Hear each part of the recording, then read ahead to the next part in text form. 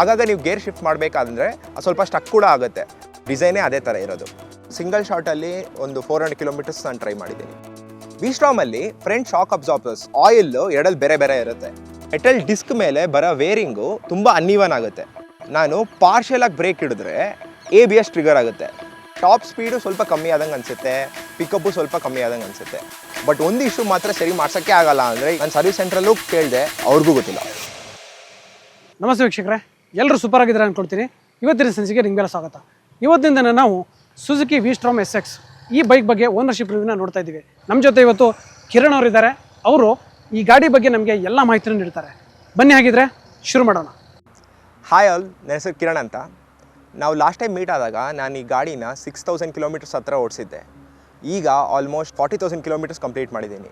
ಇಲ್ಲಿವರೆಗೆ ನಾನು ಈ ಗಾಡಿಯಲ್ಲಿ ಏನೇನು ಇಶ್ಯೂಸ್ ಫೇಸ್ ಮಾಡಿದ್ದೀನಿ, ಈ ಗಾಡಿಯಲ್ಲಿ ನನಗೆ ಈ ಪರ್ಫಾರ್ಮೆನ್ಸ್ ಹೆಂಗೆ ಅನಿಸಿದೆ, ಇದನ್ನೆಲ್ಲನೂ ಇವತ್ತು ಒಂದು ಲಾಂಗ್ ಟರ್ಮ್ ರಿವ್ಯೂಯಲ್ಲಿ ಮಾತಾಡೋಣ. ಮೊದಲೇದಾಗಿ ನಾನು ಇಂಜಿನ್ ಬಗ್ಗೆ ಮಾತಾಡಬೇಕಂದ್ರೆ ಎಂಜಿನ್ ಪರ್ಫಾರ್ಮೆನ್ಸಲ್ಲಿ ಅಷ್ಟು ವೇರಿಯನ್ಸೇ ಇಲ್ಲ.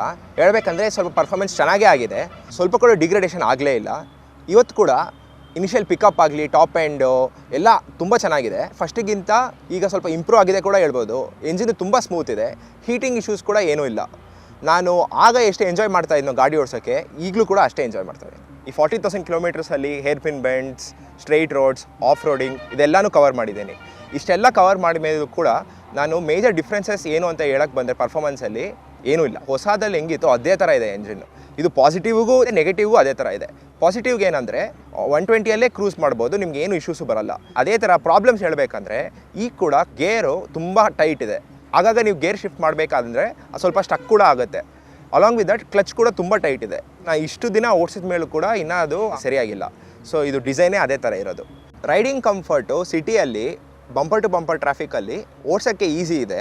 ಇನಿಷಿಯಲ್ ಟಾರ್ಕು ಸಫಿಷಿಯೆಂಟ್ ಇದೆ, ನಿಮಗೆ ತುಂಬ ಜರ್ಕಿಂಗ್ ಫೀಲ್ ಆಗಲ್ಲ. ಲಾಂಗ್ ರೈಡ್ಸಲ್ಲಿ ಪರ್ಫಾರ್ಮೆನ್ಸ್ ತುಂಬ ಚೆನ್ನಾಗಿದೆ. ಸೀಟಿಂಗ್ ಪೊಸಿಷನ್ ಕೂಡ ಅಡ್ವೆಂಚರ್ ಟೈಪ್ ಇರೋದ್ರಿಂದ ನಿಮ್ಮ ಬ್ಯಾಕ್ ಬೋನು ಸ್ಟ್ರೈಟ್ ಆಗುತ್ತೆ. ಸೊ ಲಾಂಗ್ ಡಿಸ್ಟೆನ್ಸು ನೀವು ಆರಾಮ್ಸೆ ಕ್ರೂಸ್ ಮಾಡ್ಬೋದು. ನಾನು ಸಿಂಗಲ್ ಶಾಟಲ್ಲಿ ಒಂದು 400 ಕಿಲೋಮೀಟರ್ಸ್ ನಾನು ಟ್ರೈ ಮಾಡಿದ್ದೀನಿ. ವಿ-ಸ್ಟ್ರಾಮಲ್ಲಿ ಫ್ರಂಟ್ ಶಾಕ್ ಅಬ್ಸಾರ್ಬರ್ಸು 2 ಕಂಪನಿಯವ್ರು ಮಾಡ್ತಾರೆ, ಒಂದು ಎಂಡ್ಯೂರೆನ್ಸು ಮತ್ತು ಇನ್ನೊಂದು ಗೇಬ್ರಿಯಲ್. ನಿಮ್ಮ ಗಾಡಿಯಲ್ಲಿ ಯಾವುದಿದೆ ಅಂತ ನಿಮಗೆ ಆಚೆಯಿಂದ ನೋಡಿದ್ರೆ ಗೊತ್ತಾಗಲ್ಲ. ಫ್ರಂಟ್ ಮಡ್ಗಾಡ್ ಬಿಚ್ಚಿದ್ರೇ ಗೊತ್ತಾಗೋದು. ಎರಡಲ್ಲಿ ಏನು ಡಿಫ್ರೆನ್ಸ್ ಅಂದರೆ ಟ್ರಾವೆಲ್ ಡಿಸ್ಟೆನ್ಸ್ ಎಲ್ಲ same, but amount of oil ಎರಡಲ್ಲಿ ಬೇರೆ ಬೇರೆ ಇರುತ್ತೆ. ಸೊ ನೆಕ್ಸ್ಟ್ ಟೈಮ್ ನೀವು ಆಯಿಲ್ ಚೇಂಜ್ ಮಾಡಿಸುವಾಗ ಈ ಪಾಯಿಂಟ್ ಒಂದು ಜ್ಞಾಪಕ ಇಟ್ಕೊಂಡು. ಈಗ ಸರ್ವಿಸ್ ಬಗ್ಗೆ ಮಾತಾಡಬೇಕಂದ್ರೆ, ಸೊ ನಾನು ಎವ್ರಿ 5,000 ಕಿಲೋಮೀಟರ್ಸ್ಗೆ ಒಂದು ಸತಿ ಗಾಡಿ ಸರ್ವಿಸ್ ಮಾಡಿಸ್ತೀನಿ. ಆ್ಯಾವ್ರೇಜ್ ಆಗಂದ್ರೂ ಒಂದು 7-8 ಸರ್ವಿಸ್ ಆಗಿದೆ. ಎವ್ರಿ ಸರ್ವಿಸಲ್ಲಿ ಏನು ಚೇಂಜ್ ಆಗುತ್ತೆ ಅಂದರೆ spark plug cleaning, engine oil change ಮತ್ತು ಏರ್ ಫಿಲ್ಟರ್ ಕ್ಲೀನಿಂಗು ಅಷ್ಟೇ.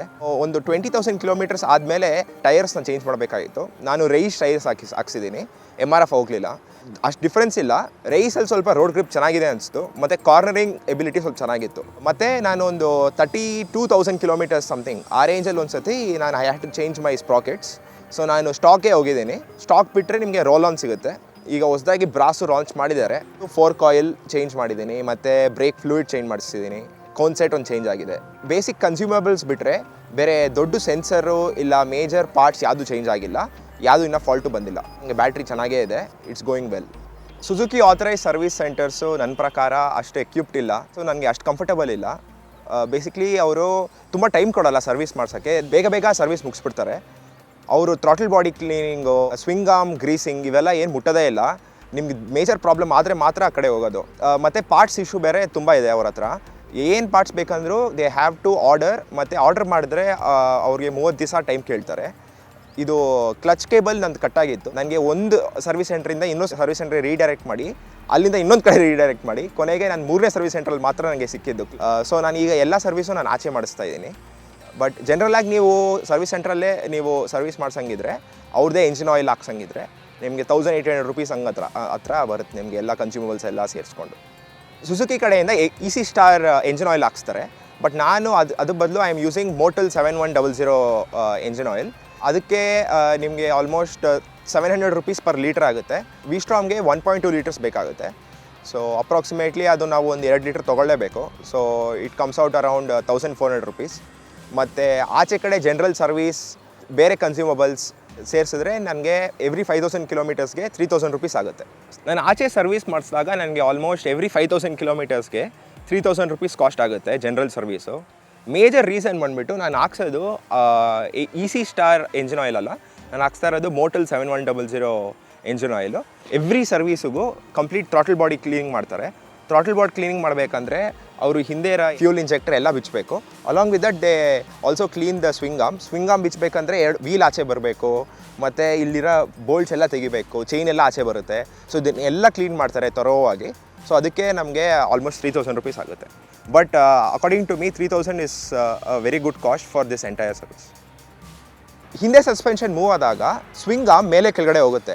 ಸೊ ಆ ಪಿವಟ್ ಪಾಯಿಂಟಲ್ಲಿ ಪಿನ್ ಬೇರಿಂಗ್ ಅಂತ ಬರುತ್ತೆ. ಅದು ನಾವು ಎವ್ರಿ ಸರ್ವಿಸಿಗೆ ಒಂದ್ಸತಿ ಗ್ರೀಸ್ ಮಾಡಿಸ್ಬೇಕು.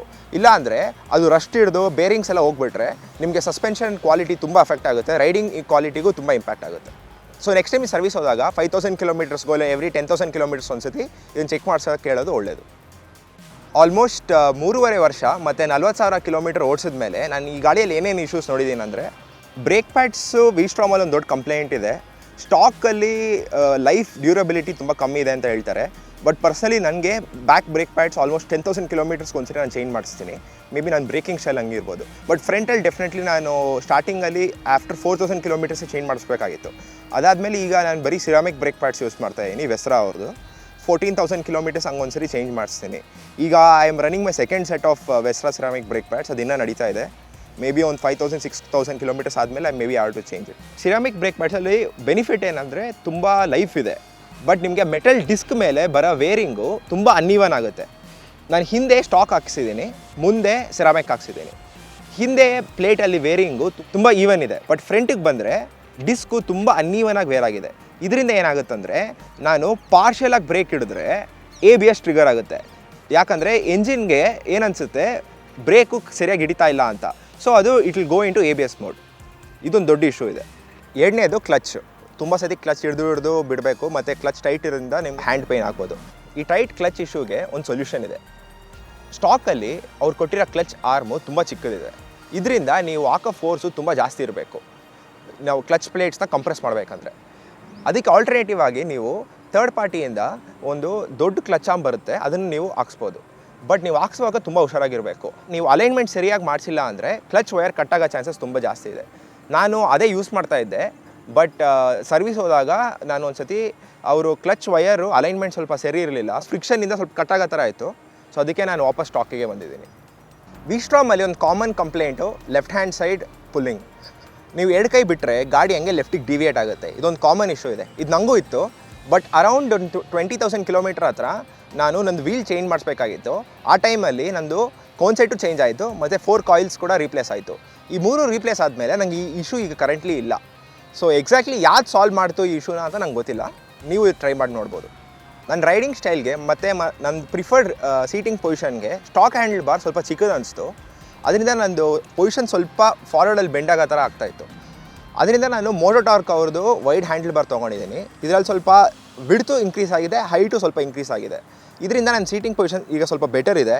ನನ್ನ ಬ್ಯಾಕ್ ಬೋನ್ ಸ್ಟ್ರೈಟ್ ಆಗುತ್ತೆ ಲಾಂಗ್ ರೈಡ್ಸಲ್ಲಿ, ಮತ್ತು ನಾನು ಲಾಂಗರ್ ಡ್ಯೂರೇಷನ್ ಬ್ಯಾಕ್ ಪೇಯ್ನ್ ಇಲ್ಲದೆ ರೈಡ್ ಮಾಡ್ಬೋದು. ಮತ್ತು ಕಾರ್ನರಿಂಗ್ ಕೂಡ ಸ್ವಲ್ಪ ಕಂಫರ್ಟಬಲ್ ಆಗಿದೆ. ಮತ್ತು ಸ್ಟಾಕ್ ವಿಂಡ್ಶೀಲ್ಡು ಸ್ವಲ್ಪ ಹೈಟ್ ಕಮ್ಮಿ ಇರೋದ್ರಿಂದ ಹೈ ಸ್ಪೀಡ್ಸಲ್ಲಿ ವಿಂಡ್ ಬಫೆಟಿಂಗ್ ಸ್ವಲ್ಪ ಜಾಸ್ತಿ ಆಗ್ತಾಯಿತ್ತು. ಅದರಿಂದ ನಾನು ಮೋಟೋಕೇರ್ ಅವ್ರದ್ದು BMW GS 310 ವಿಂಡ್ಶೀಲ್ಡ್ ಹಾಕ್ಸಿದ್ದೀನಿ. ಇದು ನೀವು ವಿಸ್ಟ್ರಾಮ್ಗೆ ಒಂದು ಅಡ್ಯಾಪ್ಟರ್ ಬರುತ್ತೆ, ಥ್ರೂ ದಟ್ ನಾವು ಕನೆಕ್ಟ್ ಮಾಡ್ಬೋದು. ನೈಟ್ ರೈಡಿಂಗಲ್ಲಿ ವಿಸಿಬಿಲಿಟಿ ಸ್ಟಾಕ್ ಹೆಡ್ಲೈಟ್ಸಲ್ಲಿ ಚೆನ್ನಾಗಿದೆ, ಬಟ್ ನಂಗೆ ಸ್ವಲ್ಪ ಇನ್ಸಫಿಷಿಯೆಂಟ್ ಅನಿಸ್ತು. ಅದರಿಂದ ನಾನು ಇದು 40 ವಾಟ್ ಲೈಟ್ಸ್ ಹಾಕ್ಸಿದ್ದೀನಿ. ನನಗೆ ಈ ಲೈಟ್ಸು ಆಲ್ಮೋಸ್ಟ್ 3,000 ರುಪೀಸ್ ಕಾಸ್ಟ್ ಆಯಿತು. ವಿಂಡ್ಶೀಲ್ಡು ನನಗೆ 1,600 ಆಯಿತು, ಮತ್ತು ಹ್ಯಾಂಡಲ್ ಬಾರ್ಗೆ 2,000 ರುಪೀಸ್ ಆಯಿತು. ನನ್ನ ಗಾಡಿ 2022 ಮ್ಯಾನುಫ್ಯಾಕ್ಚರ್ಡು. ಸೊ E20 ಕಂಪ್ಲೈನ್ಸ್ ಇಲ್ಲ. ಅದರಿಂದನೇನೋ ಗೊತ್ತಿಲ್ಲ, ನಾನು ಯಾವಾಗಲೂ E20 ಫ್ಯೂಯಲ್ ಹಾಕ್ಸಿದ್ರೆ ನನಗೆ ಮೈಲೇಜು ಒಂದು 2 to 3 ಕಿಲೋಮೀಟರ್ಸ್ ಡ್ರಾಪ್ ಖಂಡಿತ ಆಗುತ್ತೆ. ಮತ್ತು ಪ್ಲಸಿಬೋ ಎಫೆಕ್ಟಾಗಿ ಗೊತ್ತಿಲ್ಲ, ಟಾಪ್ ಸ್ಪೀಡು ಸ್ವಲ್ಪ ಕಮ್ಮಿ ಆದಂಗೆ ಅನಿಸುತ್ತೆ, ಪಿಕಪ್ಪು ಸ್ವಲ್ಪ ಕಮ್ಮಿ ಆದಂಗೆ ಅನಿಸುತ್ತೆ. ಬಟ್ ಅದೇ ನಾನು ಪವರ್ ಪೆಟ್ರೋಲ್ ಹಾಕ್ಸಿದ್ರೆ ಇಂಡಿಯನ್ ಆಯಿಲು ಇಲ್ಲಾಂದರೆ ಶೆಲ್ಲು, ಅದು ಕೂಡ E20 ಹೇಳ್ತಾರೆ, ಬಟ್ ಪರ್ಫಾರ್ಮೆನ್ಸ್ ಚೆನ್ನಾಗಿ ಬರುತ್ತೆ, ಮೈಲೇಜು ಚೆನ್ನಾಗಿ ಬರುತ್ತೆ. ಈ ಎಲ್ಲ ಇಶ್ಯೂಸ್ ಕೂಡ ನಾವು ಏನೋ ಒಂದು ಮಾಡಿ ಸರಿ ಮಾಡಿಸ್ಬೋದು. ಬಟ್ ಒಂದು ಇಶ್ಯೂ ಮಾತ್ರ ಸರಿ ಮಾಡ್ಸೋಕ್ಕೆ ಆಗಲ್ಲ, ಅಂದರೆ ಈ ಟಾಪ್ ರ್ಯಾಕ್ ಇಶ್ಯೂನೇ. ಇದರಲ್ಲಿ ನಾನು ಒಂದು 45 ಲೀಟರ್ ಅಲ್ಯೂಮಿನಿಯಂ ಟಾಪ್ ರ್ಯಾಕ್ ಹಾಕ್ಸ್ಬಿಟ್ಟು ಓಡಿಸಿದ್ರೆ ಅಬೌವ್ 60 ಕಿಲೋಮೀಟರ್ಸ್ ನಾನು 2 ಕೈ ಬಿಟ್ಟರೆ ಹ್ಯಾಂಡಲ್ ಬಾರ್ ವೈಬ್ರೇಟ್ ಆಗೋಕ್ಕೆ ಸ್ಟಾರ್ಟ್ ಆಗುತ್ತೆ. ತುಂಬ ಜನ ಕೇಳ್ತಾರೆ ಯಾಕೆ 2 ಕೈ ಬಿಡ್ತೀಯ ಅಂತ. ಬಟ್ ಅದಲ್ಲ ಪಾಯಿಂಟು, ಸ್ಟೆಬಿಲಿಟಿ ಖಂಡಿತ ಇಂಪ್ಯಾಕ್ಟ್ ಆಗೇ ಆಗುತ್ತೆ. ಇದು ಯಾಕೆ ಅಂತ ಗೊತ್ತಿಲ್ಲ. ನಾನು ಸರ್ವಿಸ್ ಸೆಂಟ್ರಲ್ಲೂ ಕೇಳಿದೆ, ಅವ್ರಿಗೂ ಗೊತ್ತಿಲ್ಲ.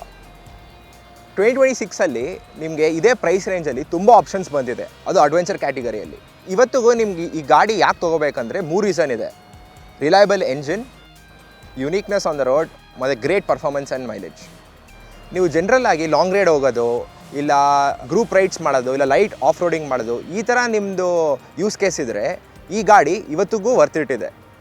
ಇಲ್ಲ ಅಂದರೆ ನೀವು ಬರೀ ಕಮ್ಯೂಟಿಂಗ್ ಮಾತ್ರ ಯೂಸ್ ಮಾಡ್ತೀರಾ ಅಂದರೆ ನೀವು ಬೇರೆ ಆಪ್ಷನ್ ಟ್ರೈ ಮಾಡ್ಬೋದು. ಇದಷ್ಟೊತ್ತು ಕಿರಣ್ ಅವರು ನಮಗೆ ಈ ಗಾಡಿ 2022ರಿಂದ 2026ವರೆಗೆ ಯಾವ ಥರ ಇದೆ, ಇಂಜಿನಲ್ಲಿರ್ಬೋದು, ಪರ್ಫಾರ್ಮೆನ್ಸ್ ಇರ್ಬೋದು, ರೈಡಿಂಗ್ ಕಂಫರ್ಟ್ ಇರ್ಬೋದು, ಮತ್ತು ಸರ್ವಿಸು, ಇದೆಲ್ಲರ ಬಗ್ಗೆ ನಮಗೆ ತಿಳಿಸ್ಕೊಟ್ಟಿದ್ದಾರೆ. ಮತ್ತು ಯಾರು ಈ ಗಾಡಿನ 2026ರಲ್ಲಿ ತೊಗೊಂಡ್ರೆ ಒಳ್ಳೇದು ಅನ್ನೋದನ್ನು ಕೂಡ ಹೇಳಿದ್ದಾರೆ. ಇದಿಷ್ಟು ಈ ವಿಡಿಯೋದಲ್ಲಿ. ಮುಂದಿನ ವಿಡಿಯೋದಲ್ಲಿ ಮತ್ತೆ ಸಿಗೋಣ. ಅಲ್ಲಿವರೆಗೆ ಟೇಕ್ ಕೇರ್.